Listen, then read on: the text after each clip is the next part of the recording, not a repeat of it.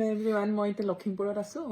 আজি ষ্টেডিয়ামখনৰ ইনগ্ৰেশ্যন হৈ গ'ল, লাভলিনা স্পৰ্টছ এৰিনা বুলি। এইটো মোৰ কাৰণে এটা বহুত ডাঙৰ সন্মান হয়।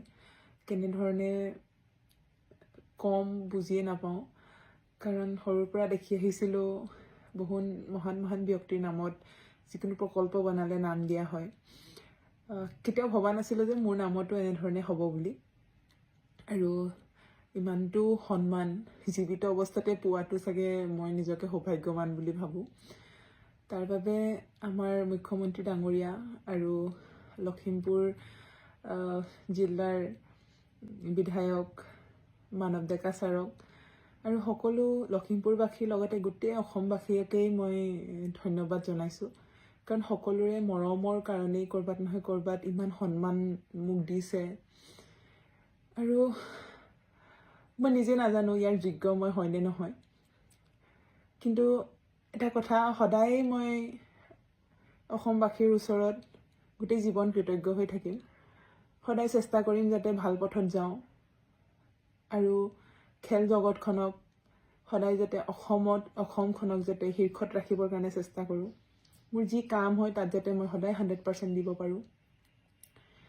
আৰু বহুত নাজানো কেনেধৰণে কম, কাৰণ বহুতেই বেছি ভাল লাগিছে। আজিৰ দিনটো মোৰ কাৰণে বহুতেই স্পেচিয়েল হয়, কাৰণ ইমান এটা ডাঙৰ দিন হয়। আৰু লগতে মই আজি আহি পালোহি। আজি আহি ষ্টেডিয়াম ইনগ্ৰেশ্যন হ'ল, CM ছাৰ আছিলে, ইমান ধুনীয়া এটা পৰিৱেশ, বহুত মানুহ আছিলে, হাজাৰ হাজাৰ মানুহ আছিলে। বহুত বেছি ভাল লাগিছে।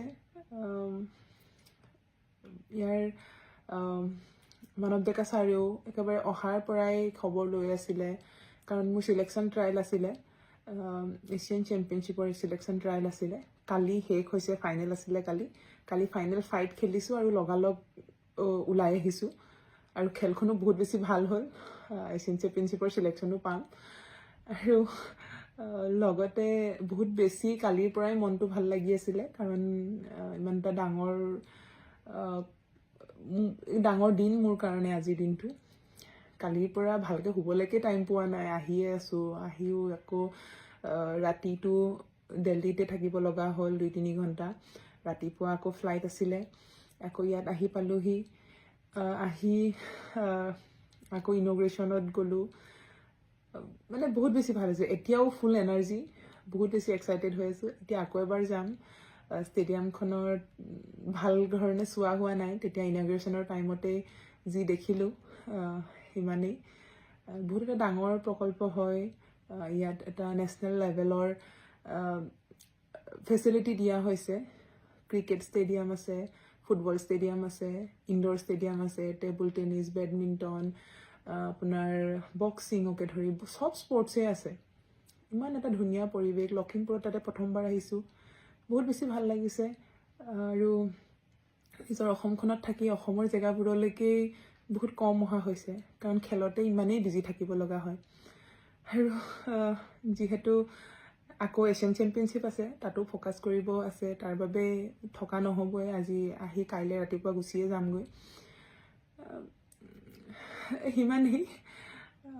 যিহেতু বহুত বেছি ভাল লাগিছে। আৰু কেনেধৰণে ক'ম, কেনেধৰণে বুজাম নাজানো। আপোনালোককো ষ্টেডিয়ামখনৰ অকণমান দেখাম পৰিৱেশটো কেনেকুৱা।